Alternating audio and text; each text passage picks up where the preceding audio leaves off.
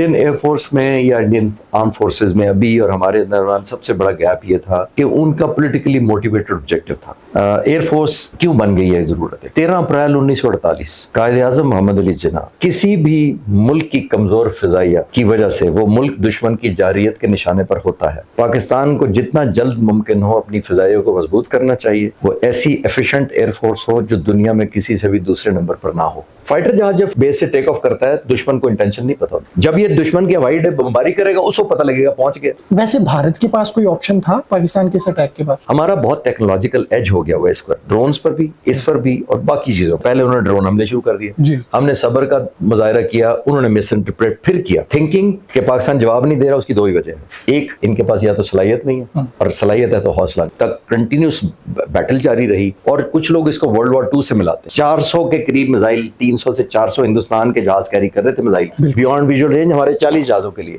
1965 की जंग में 17 दिनों में फेंके थे। ये 5 घंटों में हमने 10 तारीख को सुबह फजर से लेकर ज्यादा फेंके। हमने उस रेडार को हिट किया जो 600 किलोमीटर से पिक करता है, 400 किलोमीटर पे मिसाइल चला देता है। देखिए, इंडियन एयरफोर्स में या इंडियन आर्म फोर्सेस में अभी और हमारे दौरान सबसे बड़ा गैप ये था कि उनका पॉलिटिकली मोटिवेटेड ऑब्जेक्टिव था। उनकी गवर्नमेंट ने एक पॉलिटिकल मोटिव स्टैंड लिया, उसके बाद फौज को कहा कि ऑब्जेक्टिव अचीव करे। फौज देखिए पॉलिटिकल मोटिव्स के लिए कभी नहीं लड़ती, अपना इलेक्शन जीतने के लिए या इस तरह करने के लिए।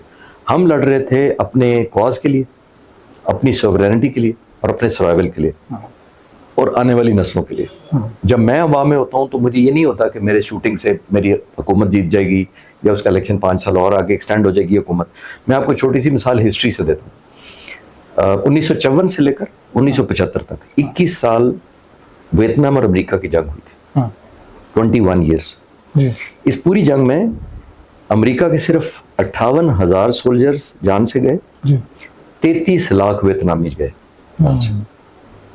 वजह 33 लाख गए। जीत किसकी हुई? वियतनामियों की। अमेरिका को छोड़ के जाना पड़ा वियतनाम। ठीक है। अब आप मुझसे पूछेंगे कैसे हुई? एक साइड के 33 लाख नुकसान हुए, एक के 58,000 हो रहा है, तो कैसे जीत हुई? जीत इसलिए हुई कि अमेरिका और इंडिया में अब कॉमनैलिटी ढूंढिएगा जो उससे रिलेटेड। अमेरिका लड़ रहा था रीजनल हेजेमनी के लिए, कोल्ड वॉर में जीतने के लिए, दुनिया को सबक दिखाने के लिए कि मैं रेलेवेंट हूँ, अपनी सुप्रीम अथॉरिटी मेंटेन करने के लिए। अमेरिका से छोड़ के 10,000 मील दूर आके जंग लड़ रहे थे। वियतनामी क्यों लड़ रहे थे? वियतनामीज लड़ रहे थे अपनी कॉज के लिए और अपने सर्वाइवल के लिए, अपनी मिट्टी के लिए, सर्वाइवल के लिए। उनको पता था कि अगर नहीं लड़ेंगे तो सफाई कर दी जाएगी। हम किस लिए लड़ रहे हैं? एक सॉवरेनिटी के लिए, एक अपनी आजादी के लिए और सर्वाइवल के लिए, अपनी कॉज के लिए। तो जब आप सर्वाइवल या कॉज के लिए लड़ते हैं तो आपका जज्बा और होता है। जब आप विक्ट्री या पॉइंट स्कोरिंग के लिए करते हैं, रीजनल हेजेमनी के लिए करते हैं, रीजनल पावर बनने के लिए करते हैं, दुनिया को इंप्रेस करने के लिए करते हैं, तो आपकी और होती है। सर ये बताएं कि ये जो ऑपरेशन शुरू किया जाता है तो ये फिजाइया के अंदर बाकायदा जो ऑपरेशन स्टार्ट किया जाता है ये कैसे स्टार्ट किया जाता है? और ये जो इस जंग में बाकायदा फिजाइया के सुपुर्द करके ऑपरेशन का आगाज किया गया, ये कैसे किया गया? देखिए, एयरफोर्स या एयर पावर की चंद खुसूसियात हैं जो दूसरों से उसे मुमताज करती है। एयरफोर्स क्यों बन गई है जरूरत एक, मैं आपको क्विक हिस्ट्री में लेके चलता हूँ। 13 अप्रैल 1948 कायद-ए-आज़म मोहम्मद अली जिन्ना एक ही मिलिट्री एकेडमी विजिट कर सके अपनी 13 साल जिंदगी में जो पाकिस्तान बनने के बाद उनको मिली। और 13 महीने में एक ही मिलिट्री एकेडमी विजिट की और वो थी पीएफ एकेडमी रसालपुर। उसको पीएफ स्कूल होता था, उसको कॉलेज का दर्जा दिया। और खिताब करते हुए क्या कहते हैं अपने फिजाइया के अफसरान से, ट्रेनिंग से, कैडेट से, क्या कहा, टेक्नीशियन से? अंग्रेजी में कहा था, मैं उर्दू ट्रांसलेशन के साथ कोशिश करता हूँ करने की। आप जरा गौर कीजिएगा, 80 साल पुरानी बातें कर रहा हूँ मैं तकरीबन। और एक शख्स है जो जर्नैल नहीं है, एडमिरल नहीं है, मार्शल नहीं है, और बात क्या करता है उस जमाने में, आज रिलेट करें। उन्होंने कहा किसी भी मुल्क की कमजोर फिजाइया की वजह से वो मुल्क दुश्मन की जारियत के निशाने पर होता है। पाकिस्तान को जितना जल्द मुमकिन हो अपनी फिजाइयों को मजबूत करना चाहिए। वो ऐसी एफिशिएंट एयरफोर्स हो जो दुनिया में किसी से भी दूसरे नंबर पर ना हो। ये तो हमारे लीडर का हुक्म था। इसका मतलब ये है कि फिर लीडर का हुक्म बाकी जगहों पे तो माना ना जा सका, कम से कम फिजाइया की हद तक मान लिया गया। अंग्रेजी में उन्होंने कहा था it should be an efficient air force second to none, जिसका मतलब होता है किसी से दूसरे नंबर पर। तो हम तो हुक्म जा ला रहे हैं। मैं ऐसे करना चाह रहा हूँ कि एयर पावर का आपने पूछा था कि क्यों। कायद-ए-आज़म ने वर्ल्ड वॉर 2 में देखा था कि एयर पावर कितनी रोल इफेक्टिव प्ले करती है। अब तो 80 साल गुजर गए वर्ल्ड वॉर।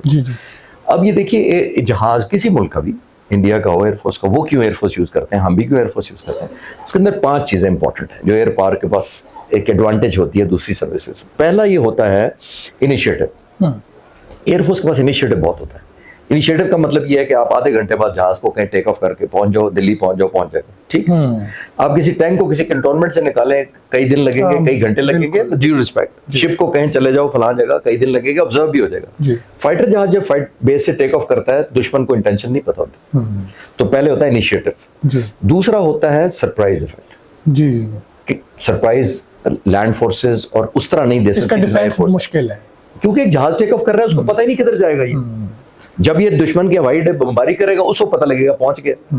दूसरा सरप्राइज। तीसरा होता है फ्लेक्सिबिलिटी जी। आपने डिसाइड किया इस शहर नहीं फेंकना, पहले उस शहर फेंको, इसको तबाह ना करना, उस ब्रिज को उड़ाओ, ठीक है, तो फ्लेक्सिबिलिटी। चौथी चीज होती है जो मोस्ट इंपॉर्टेंट होती है, शॉक इफेक्ट। दुश्मन को ये शॉक कर देता है, हैरान कर देता है। और 5वीं और मोस्ट इंपॉर्टेंट चीज ये एयर पावर के पास ये है कि ये जो जंग आने वाली होती है उसके लिए माहौल बनाती है, फेवरेबल या अनफेवरेबल। अब आपने नोट किया हिंदुस्तान जंग क्यों नहीं आगे की उसने जी, क्योंकि आपकी फिजाइया ने एक माहौल बना दिया, favourable for us, unfavourable for them. Okay, वैसे भारत के पास कोई ऑप्शन था पाकिस्तान के इस अटैक के बाद? देखिए, फिजाइया जब से इस्तेमाल हुई है, मैं पाक फिजाई के साथ तो पूरा इन टच हूँ। जो लॉसेस हो रहे थे दूसरी तरफ, जो पाक फिजाई जिस तरह लड़ रही थी, देखिए हमने 2 स्टेजेस में बुनियादी तौर पर लड़ी है एयरफोर्स। पहले आपने नोट किया होगा 30 तारीख को राफेल आए थे जिनको हमने श्रीनगर लैंड करवा दिया। साइबर कमांड फोर्स फुल भरपूर एक्शन में आई। हमारा बहुत टेक्नोलॉजिकल एज हो गया हुआ इस पर, ड्रोन्स पर भी, इस पर भी और बाकी चीजों पर। और तब तक गिराया नहीं था पाकिस्तान, गिराया नहीं था, सिर्फ फोर्स लैंड करने पर मजबूर कर दिया। हमने साइबर कमांड की, पायलट्स के ज़हनों में वहम डाले, उनकी कम्युनिकेशन इंटरप्ट की, उनको साथियों से राब्ता खत्म किया। हम क्या कर रहे थे? वॉर डिटर कर रहे थे। डिटर का मतलब है खौफजदा करना दुश्मन को कि जंग ना करना। जब एक बच्चे को आप यूं करते हैं और मारते नहीं है, क्या करते हैं आप जानते हो, मैसेज देते हैं कि मैं अगर किया कोई हरकत की या मारूंगा। डिटर करना हिंदुस्तान को समझ नहीं आई। फिर आगे 6 की रात और 7 की रात। फिर उन्हें हमारे साथ 6 की रात को बल्कि उससे पहले उन्होंने ड्रोन हमले शुरू कर दिए। हमने सब्र का मुजाहिरा किया, उन्होंने मिस इंटरप्रेट फिर किया, थिंकिंग कि पाकिस्तान जवाब नहीं दे रहा। उसकी 2 ही वजह है, एक इनके पास या तो सलाहियत नहीं है, और सलाहियत है तो हौसला नहीं है। और पाकिस्तान ने दोनों चीजें बचा के, दोनों चीजें गलत साबित की कि हमारे पास सलाहियत भी है और हमारे पास हौसला भी है। उन्होंने ये मिसरीड किया और उसके बाद उन्हें 6 की दरमियानी रात 6 पाक फिजाइया के एयर बेसिस पर हमला किया मिसाइल्स के साथ। अब इससे पहले आप नोट करें, ये हम कर चुके थे 6 की दरमियानी रात। 7 तारीख को जब हमने शूटिंग की थी, वो क्या की थी? वो भी हम वॉर डिटर कर रहे थे उस वक्त तक। तो वो जो राफेल 7 को गिराए गए, वो फिर कैसे गिराए गए, ये भी एक बहुत ज़्यादा बहस हो रही है। बहुत ज़्यादा लोग समझते हैं कि पाकिस्तान के जो तैयारे हैं, फाइटर जेट, उन्होंने भारत की हदूद में घुसकर उन्हें मारा। दूसरी एक ये भी है कि पाकिस्तान ने अपनी ही हदूद के अंदर से जो है ना वो उन्हें हिट किया। ये क्या है? दोनों मुल्कों के जो जहाज थे बिल्कुल अपने अपने एरिया में रहे, कोई किसी की मुदाखलत नहीं की। जो मैंने आपको थोड़ी देर पहले किया था कि बियॉन्ड विजुअल रेंज मिसाइल आ चुके हैं। अब रेडार पे आप 200 किलोमीटर रात को 12:15 बजे देख रहे हैं दुश्मन को आता हुआ, तो मिसाइल भी इधर से चलाते हैं। तो पाकिस्तान के जो फाइटर जेट थे, उन्होंने अपनी हदूद के अंदर से मिसाइल मार के राफेल गिरा दी। देखिए, उन्होंने भी हमारे भावलपुर और दूसरी जगहों पे जो मसाजिद पे हमले किए, बच्चे शहीद किए, उन्होंने अपने मुल्क में रहते हुए किए। लेकिन पाकिस्तान ने उनको मैसेज दे दिया था कि हम दोनों एक्शंस को एक ही ऑफेंस गिनते हैं, चाहे जहाज आए या आपका वेपन आए, बिल्कुल पनिश उतना ही करेंगे। ठीक है। पहला ये किया हमने। अब जब उन्होंने फेंके तो उन्होंने 72 जहाज हवा में थे। 72 के 72 तो नहीं पाकिस्तान पर बमबारी कर रहे थे, वो मुश्किल से 15-20 थे।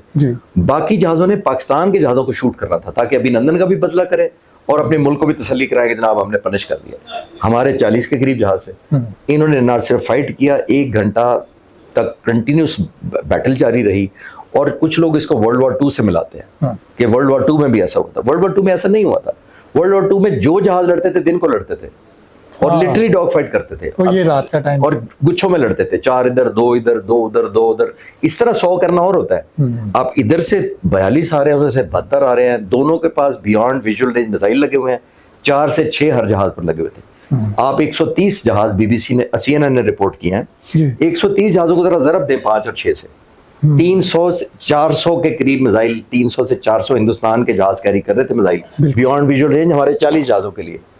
कमाल ये है, तो जितना मैं पाक फिजाइया के पायलट्स को क्रेडिट देता हूं जहाज मारने का, मैं उतना ही क्रेडिट देता हूं खुद बचकर आने। सर यही सवाल मैं करने लगा था कि हमारे पास उनकी निस्बत बहुत कम मिसाइल, बहुत कम हमारे जो है ना वो जेट उस वक्त फिजा में, उनके सैकड़ों में, हमारे दर्जनों में, फिर भी नुकसान उनका हुआ, हमारा नहीं, अल्लाह का शुक्र हुआ।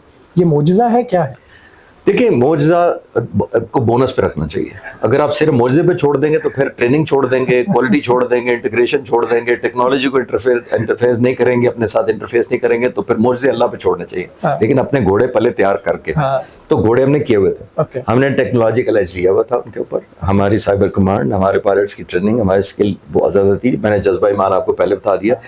जो सबसे बड़ा मेरी नज़र में, अगर मेरे से हिंदुस्तानी मशवरा करें कभी कि हमारा क्या मसला हुआ, तो सबसे बड़ा प्रॉब्लम ये था कि वो अभी तक ना जो पुराना कोल्ड वॉर, जो सोवियत यूनियन की टेक्नोलॉजी या उसके वॉर फिलॉसफी पर लड़ते थे, वो जहाज को यूज करते थे एयरबोर्न आर्टिलरी, हवा में जाएगा, ऊपर से फायर करेगा बजाय जमीन से फायर करने का। अब वो जमाना नहीं रहा, अब हो गया मल्टी डोमेन ऑपरेशंस, MDO कहते हैं इसको। मल्टी डोमेन ऑपरेशन होता है इंटीग्रेशन से।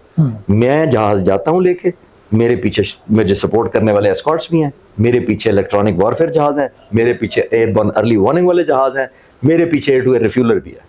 सर ये पूरा पैकेज होता है। पाकिस्तान की ना टेक्नोलॉजी में बढ़तरी थी, आप ये बताना टेक्नोलॉजी, ट्रेनिंग, इंटीग्रेशन बहुत जरूरी है। जहाजों को यूं होना चाहिए।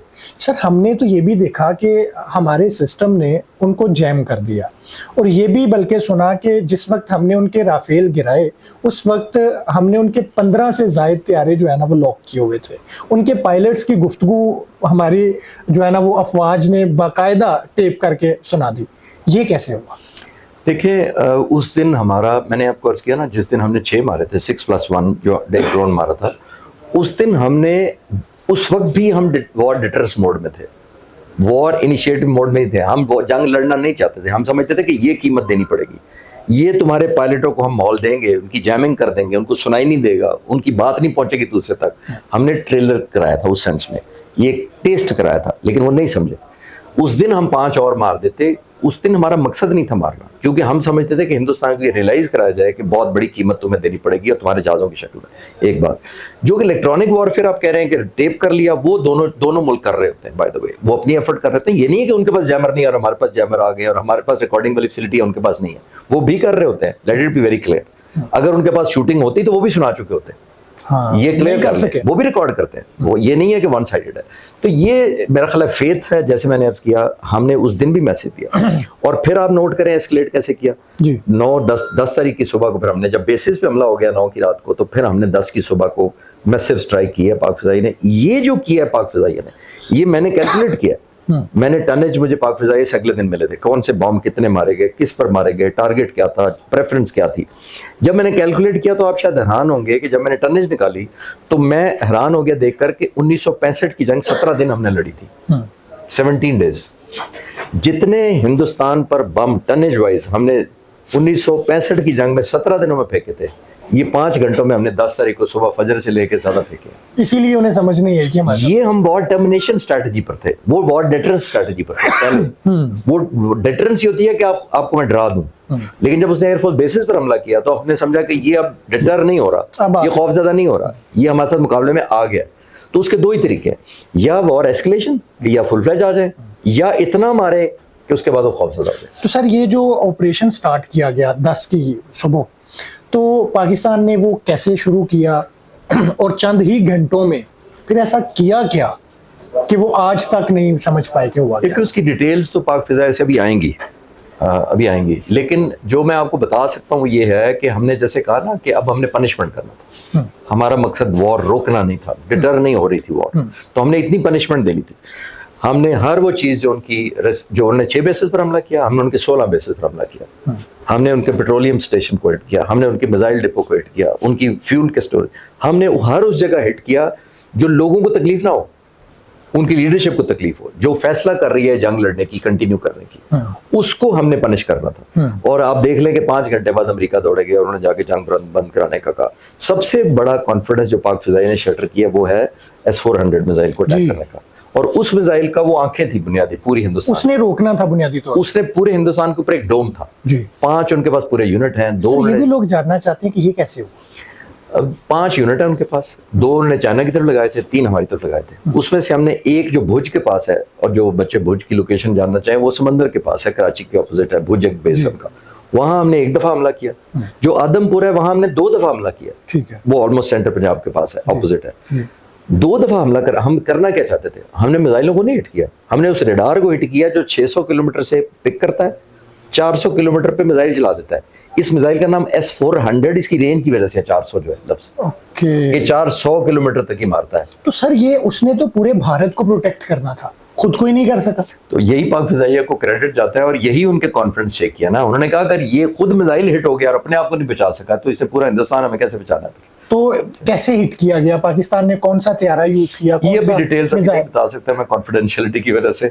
वो अभी वो तो बॉर्डर पर ज्यादा सुनना चाह रहे हैं ना, तो आपका सवाल है ये वो कर रहे हैं कि कौन सा मिसाइल मारा था, क्यों मारा था, ये नहीं हम बताएंगे, पहुंच कैसे गए, ये नहीं बताएंगे इंशाल्लाह। सर ये फाइटर पायलट कैसे बनता है, फाइटर पायलट की तरबियत क्या होती है, कितनी देर में तैयार हो जाता है, लड़ने के काबिल कब हो जाता है? लड़ने के काबिल तो मेरे ख्याल आखिरी उम्र तक लड़ते वो ट्रेनिंग करते रहते हैं हम लोग। ये नहीं होता कि एक स्टेज आती है हम कहें आप काबिल हो गया। सिलेक्शन देखिए, मैं पहला तो ये कहूँगा कि ये फाइटर पायलट जो है ना, ये प्रोफेशन नहीं है, ये पैशन है। आप प्रोफेशन के तौर पे इसको जो चुनना चाहते हैं वो ना चुने।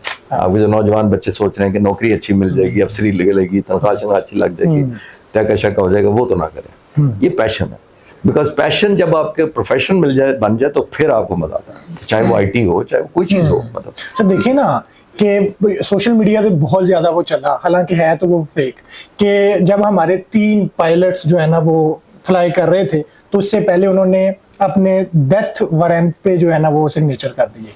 तो ये देखिए, मैंने ऐसे कहा ना कि ये पैशन है बुनियादी तौर पे। पैशन का मतलब ये है कि जब आप अपने जिसको आपको सबसे ज्यादा शौक हो उसको अपने प्रोफेशन बना लें आप इसी, तो उसके अंदर जो आप कमिटमेंट देंगे ना, आप किसी और जगह पे। सर ये जो फाइटर पायलट जब उड़ता है उसके क्या जज्बात होते हैं, आप भी पायलट रहे हैं, क्या सोच के उड़ता है, वापसी की क्या उम्मीद होती है? देखिए, फाइटर पायलट जब उड़ता है तो अक्सर लोग मुझसे पूछते हैं क्या लगता है जब दुश्मन सामने से आता है, बस क्या। तो मैं अक्सर कहता हूँ कि मुझे उससे नफरत नहीं होती जो मेरे सामने होता है, ठीक है, बट उससे बड़ी मोहब्बत होती है जिसको पीछे छोड़ के आए। हाँ, क्या बात, क्या बात। तो सर को पीछे लौटने का कोई होता है कि मैं वापस आऊंगा? Doesn't matter. आपको अपनी लाइफ बड़ी इनसिग्निफिकेंट लगती है जब आपका मुकाबला ऐसे लोग, क्योंकि आपको पता होता है कि अगर मैं चला गया इस दुनिया से तो शायद स्टेटस अपग्रेड ही होगा ना शहीद होके, और फिर काम आ जाएगा मुल्क। देखिए, मरना तो सबने है ना, जानवर भी मर जाते हैं, लेकिन अगर मैं एक पर्पस के लिए इस दुनिया से जाऊं, 8 बिलियन लोग हैं आज, तो कोई मकसद के साथ जाना, दुनिया में नाम छोड़ के जाना चाहिए। ठीक है, तो जब आपको ये हो कि मैंने कॉज के लिए जान दी है, वो और मजा है। और बेड पर बीमार होकर चले जाना दुनिया से और चीज है।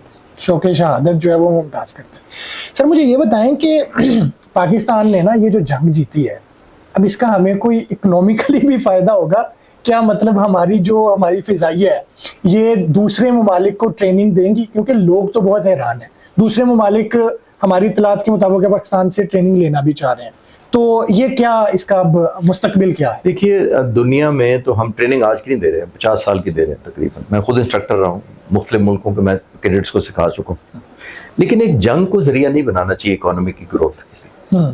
और जंगें रोज लड़ी भी नहीं जा सकती यूनिट के लिए। आज कौम मुत्तहिद है तो हर दफा जंग लड़ के मुत्तहिद करना है, पहली बात ये क्लियर करें। दूसरी बात ये करना चाहिए हमें कि हमें हिंदुस्तान के साथ मुकाबला कर लिया जहाज का हमने, अब आप लोगों ने करना है मुल्क को आगे ले जाके। हमारी पर कैपिटा इनकम, अमेरिका की पर कैपिटा इनकम $86,000 है जी, ठीक, चाइना की $13,000 है जी, हिंदुस्तान की $2900 है और हमारी है $1500। तो उसमें भी प्राइड लेना चाहिए ना। जाहिर है लड़ना तो हमें गुर्बत से भी पड़ेगा, उससे लड़े, गुर्बत से लड़े, महंगाई से लड़े, लोगों की वेलफेयर के लड़े, इक्वल अपॉर्चुनिटीज के लिए लड़े। इस मुल्क को इस तरह ग्रो कराना है। हर दफा आप जहाज़ों पे डिपेंडेंट करें या एयरफोर्स पे करें या वो रहे, हमने अब मुल्क को भी आगे लेके चलना है। हिंदुस्तान का $1 हमसे आधा होता था, रुपया आधा होता था, अब वो 2 या 4 रुपये पहुंचा हुआ है हमसे। अब डबल ट्रिपल हो चुकी है जी, उसकी जी, वैल्यू, मैं उस सेंस में कह रहा जी। हूँ। तो हमें उस तरफ भी ग्रो करना जी। चाहिए, उसका भी सोचना चाहिए जी।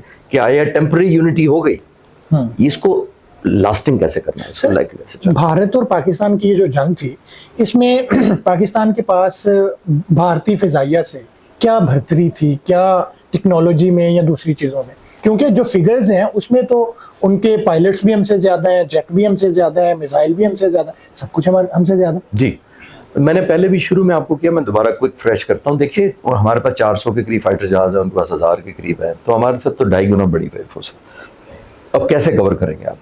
नंबर तो मैटर करती है। मैंने एक जज्बा ईमान आपको बताया था पहले, दूसरा मैंने कहा था क्वालिटी ऑफ ट्रेनिंग हमारी बहुत ज़बरदस्त है और बड़ी टफ है। तीसरा और मोस्ट इंपॉर्टेंट जो उस वक्त रहेगी थी बात, वो है टेक्नोलॉजी, टेक्नोलॉजिकल एडवांटेज। हमने जितनी साइबर कमांड फोर्स पे जोर दिया है, जितना हमने एरोस्पेस पे दिया, हमने जितना ज़्यादा हमने ड्रोन्स पे दिया है, इंडिया बहुत पीछे। आप इंडियन चैनल उठा के देखें, आपको खुद लगेगा कि वो परेशान है और उनके सर एक जनरल बात कहते आपको भी माननी पड़ेगी, सॉरी, ये चीज़ें यहीं से कंटिन्यू करेंगे। जहाँ पे हमें ये पता चला है कि इंडिया जो है ना वो फौजी ट्रेनिंग में हमसे बहुत पीछे है, वहाँ पे ये भी पता चला कि इंडियन मीडिया हमारे मीडिया से बहुत पीछे है।